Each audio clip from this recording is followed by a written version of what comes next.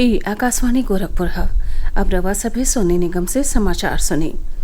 राष्ट्रीय जनतांत्रिक गठबंधन एनडीए सर्वसम्मति से नरेंद्र मोदी के आपन नेता चुन लिहले हवे। नई दिल्ली में एनडीए संसदीय दल के बैठकी में सीनियर भाजपा नेता और केंद्रीय मंत्री राजनाथ सिंह श्री मोदी के एनडीए का नेता चुनले का प्रस्ताव रखले और एनडीए के सज्जो घटक दलन का नेता एकर समर्थन कैले। राजनाथ सिंह श्री मोदी का नाव प्रस्तावित करत कहले कि वहां के एह पद खातिर सबसे उपयुक्त मनई हई।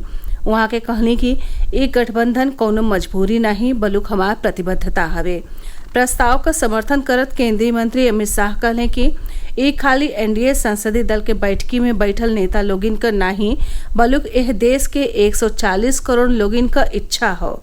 भाजपा का सीनियर नेता और केंद्रीय मंत्री नितिन गडकरी कहले कि प्रधानमंत्री नरेंद्र मोदी इस सुनिश्चित करे बदे पुरहर समर्पण के साथे काम कैले हवे कि देश समृद्ध होके और महाशक्ति बने। टीडीपी प्रमुख चंद्रबाबू नायडू कहले कि नरेंद्र मोदी के दूरदर्शी अगुवाई में एनडीए सरकार पिछला 10 साल में महत्वपूर्ण पहल कैले हवे। उहाँ के कहले कि देश उल्लेखनीय प्रगति और बदलाव दिखले हवे। बिहार के मुख्यमंत्री और जनता दल यूनाइटेड अध्यक्ष नीतीश कुमार प्रधानमंत्री नरेंद्र मोदी के प्रति आपन समर्थन जतावत कहले कि ये बहुते अच्छी बात हो कि हम सब एक साथ आयल हई और अब सज्जो लोग नरेंद्र मोदी के अगुवाई में मिल के काम करब। एह मौका पर अपने संबोधन में प्रधानमंत्री नरेंद्र मोदी कहले कि एनडीए ओह दलन का समूह नाही हो जौन सत्ता बदे एक साथ आयल हवे। ई राष्ट्र प्रथम के भावना के साथे काम करे खातिर प्रतिबद्ध गठबंधन हवे। वहाँ के कहले कि एनडीए भारत के इतिहास में सबसे सफल गठबंधन हो और हमार लक्ष्य सज्जो फैसलन में सर्वसम्मति बनावल होई। श्री मोदी कहले कि आज देश का जनता एनडीए के 22 राज्यन में सरकार बना के सेवा कैले का मौका दिखले हवे। ओहर प्रधानमंत्री नरेंद्र मोदी के राष्ट्रीय जनतांत्रिक गठबंधन का लगातार तिसरकी बेर सर्वसम्मति से नेता चुनल गईले पर मुख्यमंत्री योगी आदित्यनाथ उन्हें हार्दिक बधाई दिले हुए। अपने बधाई संदेशा में वहां के कहले हवे कि प्रधानमंत्री श्री मोदी की यशस्वी अगुवाई में एनडीए परिवार आत्मनिर्भर और विकसित भारत के निर्माण बदे संकल्पित हवे। एसिड हमला के मामला में अब कौनहू हालत में जेल का सजा 10 साल से कम नहीं हुई। एके आजीवन कारावास में बदलल जा सकी, जुर्मानो लगावल जा सकी। 1 जुलाई से देश में लागू हो रहल नया आपराधिक कानून में एसिड हमला से जुड़ल ई प्रावधान शामिल कइल गयल हवे। प्रावधान के हिसाब से कौनहू मनई के एसिड फेंकले का कोशिश आ औरियो साधन का उपयोग करे का कोशिश कैले पर कम से कम 5 साल का सजा होई, जेके 7 साल ले बढ़ावल जा सकेला और जुर्मानो लगावल जा सकेला। नया कानून में एसिड में उ सज्जो पदार्थ शामिल हवे जेमे अम्लीय आ जरले का प्रकृति होला और जौन शारीरिक चोट पहुंचावे में सक्षम हवे।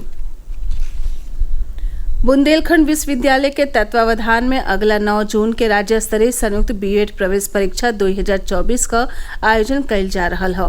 प्रवेश परीक्षा खातिर आवेदन करे वाले अभ्यर्थियन के विश्वविद्यालय की ओर से प्रवेश पत्र जारी कर दिहल गयी। अभ्यर्थी परीक्षा में शामिल होखे खातिर विश्वविद्यालय के वेबसाइट से अपन प्रवेश पत्र डाउनलोड कर सकेले। प्रवेश परीक्षा के लेके लखनऊ विश्वविद्यालय और दीनदयाल उपाध्याय गोरखपुर विश्वविद्यालय के लेके प्रदेश के सज्जो विश्वविद्यालय अपने अपने परीक्षा केंद्रन का सूची जारी कर दिले हवे। लखनऊ विश्वविद्यालय से जुड़ल 5 जिलन में 27 गो परीक्षा केंद्र बनवले हवे, जेमे 12,857 अभ्यर्थी परीक्षा दी हैं। गोरखपुर विश्वविद्यालय के तहत गोरखपुर मंडल के 3 जिलन गोरखपुर, देवरिया और कुशीनगर में कुल 60 परीक्षा केंद्र बनावल गयल हवे, जेमे 28,780 अभ्यर्थियन के बैठले का इंतजाम कइल गयल हौ। काल भी नहीं भइल बरखा के बादे गर्मी से मिलल राहत अब धीरे धीरे खत्म होखे लागल हो। तेज घाम के नाते प्रदेश के करीब सज्जो जिलन में तापमान में बढ़ोतरी दर्ज कइल गयल हवे। एकरे नाते उमस से भरल गर्मी लोगिन के परेशानी के एक बेर फिरो बढ़ा दिले हवे। एह बीच मौसम विभाग ऑरेंज अलर्ट जारी कई के कहले हवे कि एक बेर फिर प्रदेश में भीषण गर्मी का प्रकोप रही। एकर सबसे ढेरी असर बांदा, चित्रकूट, प्रयागराज, फतेहपुर, कानपुर, मथुरा, आगरा, फिरोजाबाद, इटावा, औरैया, जालौन, महोबा, झांसी और लग्गे के इलाकन में देखे के मिली।